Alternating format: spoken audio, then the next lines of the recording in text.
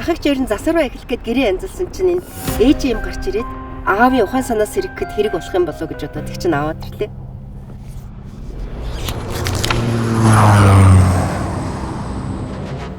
Хин сүрэн яасан орой идэж явах. Хайц юм бол та. Чи шүглээ зүүжээл та. Дандаа орхицсан бах юм.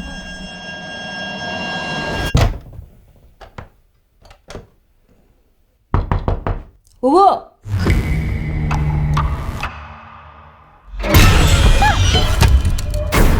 Манай гэрүүлд ямар нэг юм тохиолдод байна. Цусны нэхэлтэй хараал гэж мууж байна.